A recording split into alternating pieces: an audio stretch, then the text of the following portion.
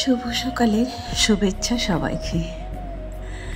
তো চলো, ঘুম থেকে উঠে দেখছি বাইরে রোদও ঝলমলো করছে।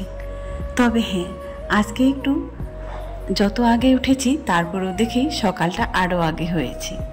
তার মানে কি বলতো, এখন ধীরে ধীরে মনে হয় দিন ছোট হয়ে আসছে আর রাত্রিটা বড় হয়ে আসছে। তো চলো, সকালে ঘুম থেকে 6টায় আজকে উঠেছি। তো আজকে কিছু কাজ আছে, আর টাইটেল থাম্বনেল দেখে তোমরা নিশ্চয়ই বুঝে গিয়েছো। হ্যাঁ, কাল রাতের মধ্যে এই খবরটা পেয়েছিলাম যে সকালে আমাদের ঘরে কেউ আসছে আর খাবে। তো চলো, পুরো ব্লগটা দেখতে থাকো শুরু থেকে শেষ পর্যন্ত, আর কমেন্ট করে জানিও। সবার প্রথমে উঠে তো বিছানা টিছানা ঠিক করতেই হবে, কারণ কেউ বাড়িতে আসলে তো আর এলোমেলো কিছু রাখা যাবে না, তাই না? তাই ঘুম থেকে উঠে সকাল সকাল উঠে প্রস্তুতি নিয়ে নিয়েছি। সবার প্রথমে বিছানাটা ঝেড়ে নিলাম, আর ঝাড়ু দেওয়া কিন্তু মোটামুটি হয়ে গিয়েছে। বিছানাটা ঠিক করলাম, তারপরে করব মাঝামাঝি। এই সমস্ত কিছু দিয়ে সকালটা শুরু করি।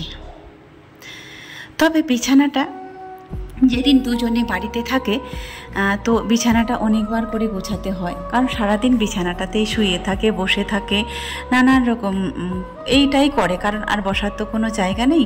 সোফা টোফা থাকলে হয়তো সেখানে সময়টা কাটিয়ে দেয়, কিন্তু না, বিছানার উপরেই সারাটা দিন কাটিয়ে দেয়। আর রাতের বেলা হয়তো বেডশিটটা চেঞ্জ করে দিই, আর এই কিছুদিন হচ্ছে চেঞ্জ করাও হয়নি।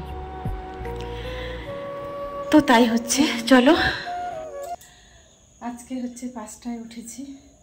এখন মনে হচ্ছে আমার যে দিনটা যেন ছোট হয়ে গেছে একটু আগের তুলনায়। বাইরে প্রচুর রোদ এসছে, আর রোদ আসলে তো এই ঘরটায় প্রথমে রোদ চলে আসে, যে এখন দরজাটা লাগাতে হবে। তো যেটা বলছিলাম, আজকে এখন মনে হচ্ছে যেন খুব তাড়াতাড়ি সকাল হয়ে যাচ্ছে। ঘুম থেকে উঠে ঝাড়ু দিয়ে, তারপরে রিয়া ঝাড়ু দিল, আজকে আমি তো ঝাড়ুটা হচ্ছে রিয়াই দিয়েছে। আর আমি কি করলাম হচ্ছে কাপড় চোপড় শুকাতে দিলাম, বিছানাটা ঠিক করলাম। যাব এখন একটু ছোলা সিদ্ধ করব। ছোলা সিদ্ধ খাবো। আজকে স্কুল নাই, এই জন্যই ওদের স্কুলটা হচ্ছে মাসের যে লাস্ট শনিবার, ওই শনিবারটা আর কি ছুটি থাকে। মানে আজকে হচ্ছে বেতন দেওয়ার দিন আর কি, বেতন দেয়, এই জন্য আজকে ছুটি থাকে। মাসের শেষ সপ্তাহটা শনিবার করে। তো আজকে স্কুল ছুটি, সবাই তো বাড়িতেই থাকবে। তো কিছু কাছাকাছি আছে, অল্প একটু কাছাকাছি করবো। কাছাকাছি তো রোজই থাকে, তারপরেও থাকে। তো চলো, সেগুলো এখন দিব। আগে ছোলাটা সিদ্ধ করে নিই, চলো। তো কালকে রাতের এই যে রুটি আছে, কালকে রাতে রুটি বানিয়েছিল, একটা খেয়েছিলাম, আর বাকি 4টা ছিলই। আমি ভেবেছিলাম ওরা মনে হয় খাবে, কিন্তু তারাও খায়নি। আর এই যে রান্নাঘরের অবস্থা, রাত্রিবেলা না, কালকে দুপুরে এই ছোলাগুলো ভিজিয়েছিলাম। ভাবলাম সকাল সকাল মুড়ি দিয়ে খাবো, কিন্তু ঘুম থেকে উঠে দেখি মুড়ি নেই। কিছুক্ষণ পর দেখি এই যে দেখো, তোমরা অনেকে কে যেন একটা কমেন্ট করে বলেছিলে কলটা খুলে রাখতে পারো না, তাহলেই তো বুঝতে পারবে। তো দেখো, আমি ওই বেলকনির দিকে ছিলাম, আর জলের কলটা খোলাই ছিল। হুট করে যে জল চলে এসেছে, আস্তে আস্তেই দেখো সব একদম জলে ঢেউ হয়ে গেল। মনে হয় বন্যা উঠে গেছে। এটাই সমস্যা। যারা ফ্ল্যাটে থাকো, এরকম জল ভরো, তারাই শুধু বলতে পারবে। একটু যদি তাল থেকে বেতাল হয়ে যায়, তাহলে রান্নাঘরের অবস্থা কিন্তু এইরকম হয়ে যায়। তো চলো, আওয়াজটা শুনে চলে এলাম জল ধরতে। খাওয়ার জলটা ধরে নিই, আর ওইটাতে হচ্ছে রান্নার জলও এটা দিয়ে নিই। অনেক সময় ওটা দিয়েও রান্না করি, এটা দিয়েও রান্না করি। তো আজকে দেখলাম খাওয়ার জল একেবারে শেষের দিকে। রাত্রেবেলায় দেখেছিলাম 2 বোতল মতো হয়েছিল। তবে হ্যাঁ, আমার যখন সুগারটা বেড়ে যায়, তুমি বিশ্বাস করো, এটা হচ্ছে একদিনেই আমার জল শেষ হয়ে যায়, একদিন এক রাতেই শেষ হয়ে যায়। জলের পরিমাণটা এত বাড়তে থাকে, পিপাসাটা। এখন বাজে হচ্ছে 9:30, আর স্নান করা কমপ্লিট। স্নান করে নিয়েছি, কাপড় কাচাকাচিও কমপ্লিট, আর রিয়ায় যে এখন কাপড় কাচ্ছে।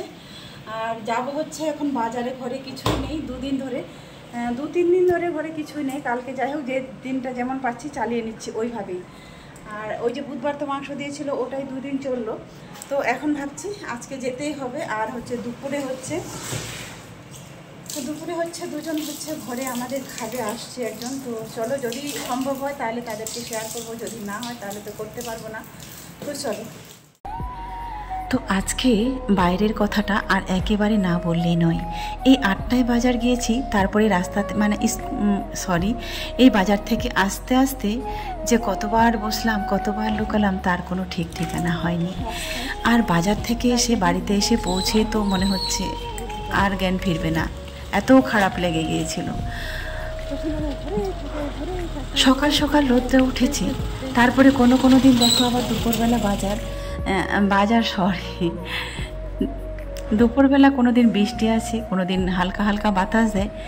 আজকে একেবারে মনে হয় গাছপালা সমস্ত কিছু স্থির হয়ে দাঁড়িয়ে আছে, এত রোদ। কেবলই তো 8টা বাজে। তো হেঁটে হেঁটে যাচ্ছিলাম, নিয়েছি সঙ্গে রাজিয়াকে। তো ও রাজিয়া আমার সঙ্গে গেলে বলে একটা কুরকুরে খাবো, একটা কুরকুরে কিনে দাও, চিপস কিনে দাও, সারা রাস্তা বলতে বলতে যায়। চলে এসেছি, আর এই যে রাজিয়া গিয়েছিল, ও হচ্ছে খেতে বসেছে এসে, এই যে ও হচ্ছে খেতে বসেছে। আর বাজার থেকে কিছু এমনও আনিনি, হচ্ছে চলো আগে হচ্ছে রিয়া দিকে কাপড় কেচে মানে বালতিতে ভর্তি করে রেখে দিয়েছে, চলো আগে কাপড়টা শুকাতে দিয়ে আসি, তারপরে হচ্ছে তোমাদেরকে বাজারটা দেখাচ্ছি কি বাজার নিয়েছি। তো বাজার সমস্ত কিছু কমপ্লিট করে নিয়ে এসে দেখি রিয়া আবার এদিকে কাপড় কেচে এক বালতি ভরে রেখেছে। বাজার থেকে সঙ্গে সঙ্গে কেবল এলাম, এসেই দেখি যে ও কাপড়টা কেচে রেখে দিয়েছে। তো ভাবলাম চলো, যেহেতু রোদ দিয়েছে আর এগুলো কোথায় বাইরে থেকে আবার কেউ আসবে দেখবে, কেমন না, কেউ আসলে একটু সবার মন চায় একটু পরিচ্ছন্ন পরিপাটি করে রাখি ঘর দর, তাই না, সবাই চায়। তো এসে দেখি দুটো তার ছিল, দুটোই ভর্তি হয়ে গেছে, তারা দিয়ে দিয়েছে আগে থেকেই। তো কোথায় দিব দেখলাম, এদিক সেদিক করে সব কাপড়গুলো এখানে মেকআপ করলাম, তবু দুটো ওড়না থেকেই গিয়েছিল, পুরোটাই আর হয়নি। এখন শীতের দিন আসলে হয়তো কাপড় শুকাতে দেওয়ার হয়তো আরও সমস্যা হয়ে যাবে। তো ভাবছি আমিও একটা তার এখানে লাগাবো, যেটাতে শুধু আমরাই শুকাতে দিব, কারণ শীতের সময় তো সমস্যা হয়ে যাবে, তাই না। তো ভাবলাম কাপড়টা ওখান থেকে উপরে দিয়ে আসি, তারপরে এসেই রান্না বান্না করব। যেহেতু ভয়েসটা আমি পরের দিনে দিচ্ছি, তো বিশ্বাস করো বান্নার হচ্ছে খুব তাড়া ছিল। দেখো 3 থেকে 4জন 5জন যদি বাড়িতে খায় তাহলে একটা তো টেনশন থাকেই, তাই না, টাইমে খেতে দিতে পারবো কি না, টাইমলি মেনটেন করতে পারবো কি না। আর আমার খুব ভয় লাগে যে কেউ আসবে খেতে দিব, যদি সময় মতো না দিতে পারি কি বলবে কি ভাববে। আর সব থেকে বড় কথা হচ্ছে প্রতিদিন তো আর খাবে না, তাই না, হয়তো কোন ভাগ্যে কর্মে একদিন খাবে। তাই সেটা যদি সময় মতো না দিতে পারি, ঠিকঠাক না দিতে পারি, তাহলে কেমন হয় বলো তো। তাই আমি রান্নাবান্নার কোনো ব্লগ আর তোমাদের সঙ্গে শেয়ার করতে পারিনি, ভুলেই গিয়েছিলাম। আর এই তো মেদিনীপুরে সব থেকে বিখ্যাত হচ্ছে শুশুনি শাক। কেউ মানে কি বলে আত্মীয় স্বজন আসলেও তারা এটা খেতে দেয়, আর এমনি বাড়ি থেকেও তারা এটা খেতে দেয়। আর হ্যাঁ, মেদিনীপুরের একটা জিনিস আমি লক্ষ্য করেছি, যে কোনো অনুষ্ঠানে ওরা কিন্তু শাক রান্না করে। আমি দেখেছি প্রত্যেকটা অনুষ্ঠানে, বিয়ে বাড়ি হোক, কোনো ভোজনা বাড়ি হোক, কিংবা কোনো অনুষ্ঠান আয়োজন হোক, দেখি আমি শাকটা মোটামুটি ওদের থাকেই। খসলা শাক হোক আর কলমি শাক হোক, শুশনি শাকটা তবে দেখিনি, ওই দুটো শাক দেখেছি। আর তোমাদেরকে বলেছিলাম এই আমচুরটা আমি বাজার থেকে নিয়ে আসি, এর আগে নিয়ে এসেছিলাম, সেটা কিন্তু পোকা লেগে নষ্ট হয়ে গিয়েছিল। আর এবারে যেটা এনেছি এটা কিন্তু একেবারেই নষ্ট হবে না, কারণ এটা লবণ দেওয়া আছে। তো তোমরা এবার বলতে পারো আবার লবণ দেওয়া আমচুর কেমন। হ্যাঁ, এটা ওরকম করে একবারে শুকানো হয় লবণ দিয়ে।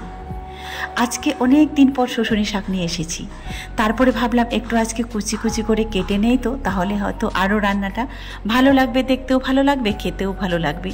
বিশ্বাস করো শাকটা কালকে এত ভালো হয়েছিল, 10 টাকা নিয়েছিলাম, 20 টাকা নিলে হয়তো আরও পরে খেতে পারতাম। আজকে বলেছিলাম যে দুপুরে হচ্ছে আমাদের ঘরে হচ্ছে খাবে আজকে কেউ, তারপরে কিন্তু রান্না বান্না করার পরে রান্না পর্যন্ত তোমাদেরকে দেখিয়েছিলাম, তারপরে কিন্তু খাওয়া দাওয়াটা আর দেখায়নি। বলেছিলাম যদি সম্ভব হয় তাহলে ভিডিও করব, না হলে কিন্তু করব না। তো খেয়ে দিয়ে ওরা চলে গেছে, ওরা যাওয়ার পর কিন্তু আমরা হচ্ছে, যেহেতু আজকে ছুটির দিন, স্কুল ছিল না, তো শুয়েছিলাম। আর কেউ আসলে তো কাজ থাকেই ঘরে, বুঝতেই পারছো।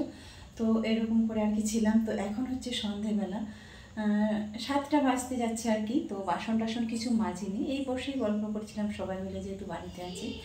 তো এখন হচ্ছে সব কিছু মাজামাজি করবো, ওইভাবে রেখে দিয়েছিলাম, ভাবছিলাম ওদেরকে আগে বিদায় করি, তারপর পরে এসে মাজবো। তো চলো এই যে ভাত সমস্ত কিছু খেয়ে দিয়ে এইগুলো বেঁচেছিল। ভাতটা সত্যি এমনভাবে রান্না করেছিলাম সমান সমান হয়েছিল, আর এটা রাত্রিবেলা আমাদের হয়ে যাবে। আমি রাতের বেলা মুড়ি হয়তো রুটি খাবো, আর ওদের এটা হয়ে যাবে। এই যে ডালও বেঁচেছে আর ভাতও বেঁচেছে। আর কি বলো তো, ডালটা এত সুন্দর হয়েছিল আজকে, মুগ ডালটা, আর শুকনো লঙ্কা দিয়ে ফোড়নে দিয়েছিলাম। তো ডালটা যেটা দিয়েছিলাম খাওয়ার জন্য, ডাল মাংস যেটাই দিয়েছিলাম প্রথমবারের পাতে, তারা পুরোটাই খেয়ে নিয়েছিল। আর মাংস হচ্ছে এই যে এটা বেঁচেছে। মাংসটা হয়তো রাতে খাওয়ার পরেও, জানি না, রাতে খাওয়ার পরে মোটামুটি হয়ে যাবে আর কি, বাঁচবেও না থাকবেও না। আর শাকটা দেখো চেটে পুটে পুরোটাই খেয়ে নিয়েছি, যেটুকু ছিল আমরা সব মানে সমান সমান হয়ে গেছিলো। শাকটা আজকে এত টেস্ট হয়েছিল বলে বোঝাতে পারবো না। আর তারপরে আবার বড়ি দিয়ে রান্না করেছিলাম, আরও টেস্ট হয়েছিল। অনেক দিন ধরে আবার শাক খাওয়া যায়নি, আর বললাম যে এখানকার শাকটা বিখ্যাত। আর সন্ধেবেলা চলে এসেছি বাসন টাসন। তখন কি বলো তো, খেতে খেতে আমাদের 3:30 বেজে গিয়েছিল। ওদেরই তো 2-2:30 মতো খেতে দিয়েছিলাম, আর আমরা খেয়েছিলাম কি বলো তো 3টার দিকে বেজে গেছিলো। তারপরে খেয়ে দিয়ে 3টা, যেহেতু 3:30 বেজে গেছে, একটু রেস্ট নিলাম। তারপরে ভাবলাম একটু উঠে এই বাসন টাসনগুলো মাজবো। তো চলো, এখন হচ্ছে সন্ধেবেলা, চলে এসেছি এই বাসনগুলো মাজতে। এই যে কাচের বাসন টাসনগুলো, এগুলো খুব রিস্ক, ওদেরকে মাজতে দিলে। ওই যে বলেছিলাম এর আগে একদিন বলেছিলাম তোমাদেরকে যে আরও একজন, সেদিনের ব্লগটা, যে রিয়া একটা বাটি, সাদা যে মানে এসের বাটিগুলো হয় না, সেটা মানে ভেঙে দিয়েছি। তো 4টা থালা আর 2টা বাটি নিয়েছিলাম একসঙ্গে। তো যাই হোক, এখন যেহেতু আমার মেয়ে আছে, 2টা মেয়ে আছে, বড় বড় আত্মীয় স্বজনও এখন প্রায় আমার বাড়িতে আসা শুরু করে দিয়েছে। জামাই হবে একদিন, তো হবেই, যে হয়ে গেছে কিংবা হবে, তো এটা হবেই, এটা ঠিক। 2 মেয়ে আছে, জামাইও হবে। তো আমার বাড়ি থেকেই আসে, এর আগে বড় জামাই এলো, তারপরে হচ্ছে মা মাঝে মধ্যে আসে। তো এরকম টুকটাক কিন্তু আসা শুরু করে দিয়েছে। আর আমার হচ্ছে তুলে রাখার মতো বাসনপত্র ছিল না, টুকটাক করে মোটামুটি এই যে, যাই হোক, অনেকগুলোই জমিয়েছি। আর যে কাচের যে মানে বাটিগুলো দেখতে পাচ্ছ, ওটা হচ্ছে 1 ডজন। আমি বাজাজ ক্যাপিটালে গিয়ে ওটা হচ্ছে পুরস্কার পেয়েছিলাম। তো সেগুলোই হচ্ছে যত্ন করে রাখি, ওগুলোও আজও আছে। তো বাচ্চাগুলোকে মাজতে দিলে ভেঙে দিবে। এই যে দেখো কত সুন্দর বাটিটা, এটা সাদাটা, এটা ভেঙে দিয়েছিল। আর একটা গ্লাস আমার হাতেই ভাঙা হয়েছিল। তো ওখানে জমেই আছে, তো ভাবলাম এখান থেকে সরিয়ে দেব। তাই হচ্ছে ওদেরকে আর কাউকে মাজতে দিলাম না ওই বাসনপত্রগুলো। তো চলো, আজকের মতো শেষ করছি। সবাই ভালো থাকবেন, সুস্থ থাকবেন, দেখা হবে আবারও নতুন কোনো ব্লগে।